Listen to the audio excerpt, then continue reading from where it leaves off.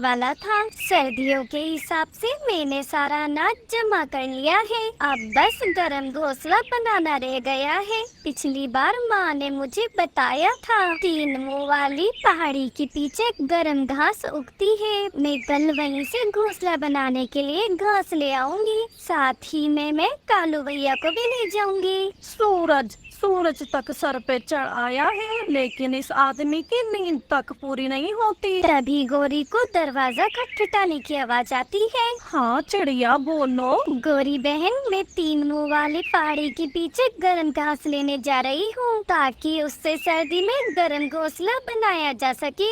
आप चाहे तो कालू भैया को भी साथ भेज दें। लगे हाथ आपका भी घोंसला तैयार हो जाएगा। ये तो तुमने बड़ा अच्छा सोचा चिड़िया। मैं अभी कालू को उठा के लाती हूँ। कालू, ओ कालू, जल्दी उठो। तुम्हारी तो सुबह सुबह से ही काए काए शुरू हो जाती है। बताओ अब कौन सी मुसीबत आ गई? मुसीबत आई नहीं है, लेकिन तुम्हारी वजह से एक दिन वो भी आ जाएगी। फिलहाल तो चिड़िया दरवाजे पे खड़ी है। तुम उसके साथ 3 मुंह वाली पहाड़ी के पीछे चले जाओ और गरम घोंसला बनाने के लिए घास ले आओ। मैं नहीं जाता इतनी दूर। पता नहीं ये चिड़िया थकती क्यों नहीं है। कैसे नहीं जाओगे? भूल गए हमारे बीच क्या तय हुआ था? इस सर्दियों में अनाज इकट्ठा मैं करूंगी और तुम घोंसला बनाओगे। तो जाओ अब। मेरी प्यारी पत्नी जी, पहले तुम चिड़िया को भगा कर आओ, फिर मैं तुम्हें अपना शातिर दिमाग का प्लान बताता हूँ। चिड़िया चिड़िया,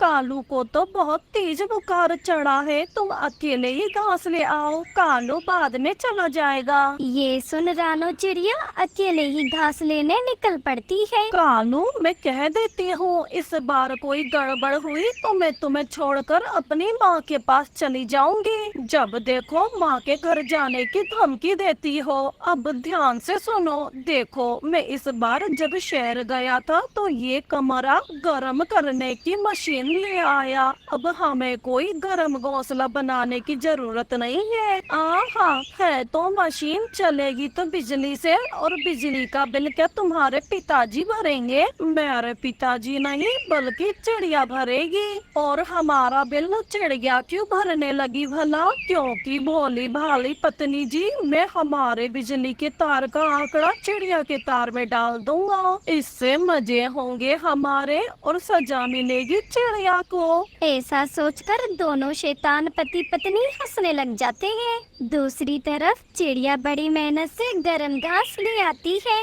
मेरी माँ ने एकदम सही कहा था, ये घास तो बहुत गर्म है। अब रानो अपना घोंसला बनाने लगती है। इधर सर्दी आने में बस थोड़ा ही वक्त बचा था तो कालू अपने तारों का आंकड़ा तैयार करने में लग जाता है, जिसे कि वे चिड़िया के तार पे डालने वाला था। रानो बहन, आपका वो 7 जड़ी बूटी वाला तेल दे दो। आपको तो पता है मेरे बेटे को निमोनिया की शिकायत है और सर्दियाँ भी शुरू होने वाली है। इसी तेल से मैं अपने बेटे की सर्दियों में मालिश करा करूँगा। आप बैठिए तोते भैया, मैं अभी तेल लेकर आती हूँ। हरी तोता जैसे ही रानो के घोंसले में बैठता है, उसे घोंसला बड़ा ही गरम गरम लगता है। ये लीजिए तोते भैया। चिड़िया, ये घोंसला तो काफी गरम है, कहाँ से लिया है? तोते भैया, ये घोंसला मैंने कहीं से लिया नहीं है, बल्कि खुद अपने हाथों से बनाया है। ऐसे चिड़िया तोते को गरम घास का पता बताती है। अगली सुबह तोता, कबूतर, उल्लू सभी पक्षी गरम घास लेने निकल जाते हैं और कुछ ही दिनों में जोरदार सर्दी जंगल में दस्तक दे देती है। कालू कौवा कड़ाके की ठंड में अपने तार का आंकड़ा चिड़िया की तार पे डाल देता है और अपने घर में बड़े मजे से हीटर के आगे बैठ जाता है। मेरा प्यारा पति कालू, जितनी गर्मी इस हीटर में है उतनी गर्मी उन घोंसलों में कहाँ? मानती हो ना पत्नी जी अपने पति के दिमाग को? अब दोनों पति पत्नी रात भर हीटर चालू करके बड़े आराम से घोंसले में सो जाते हैं। तभी एक जोरदार हवा से कालू का तार का आंकड़ा नीचे गिर जाता है। गौरी देखो, सर्दियों में बारिश हो रही है। मजा ही आ गया। जरा चाय पकोड़े ले आओ। ऐसे ही कालू और गोरी पूरे महीने भर हीटर के मजे लेते हैं। हीटर को वे दोनों एक पल के लिए भी बंद नहीं करते हैं। देखा हरियाली तुमने, रानों की समझदारी से आज पूरे जंगल के पक्षी गरम गरम घोंसले में अपनी सर्दियाँ निकाल रहे हैं। और तो और हमारा बेटा भी इस गरम घोंसले में बिल्कुल स्वस्थ है। 1 महीने बाद बिजली कर्मचारी कालू के घर 1 लाख का बिल लाता है। 1 लाख रुपए? क्या तुम पागल हो गए हो? इतना बिल हमारा बिल इतना कैसे बन सकता है?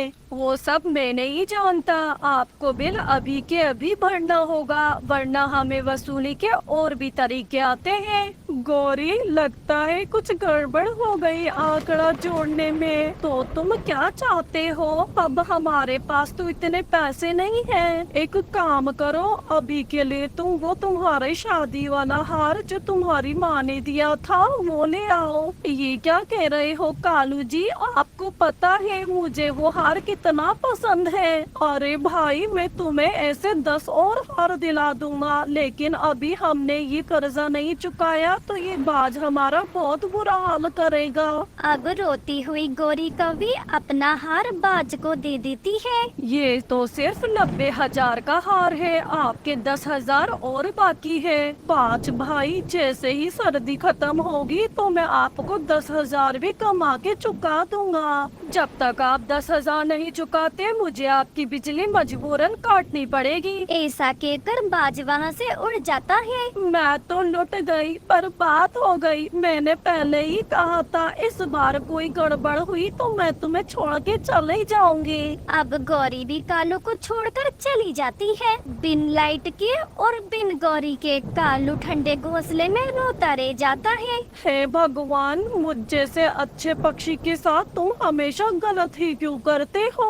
तो दोस्तों, कालू तो अब पूरी सर्दी बिना बिजली के रहेगा। ऐसी ही नई नई कहानी के लिए हमारे नए चैनल को जरूर सब्सक्राइब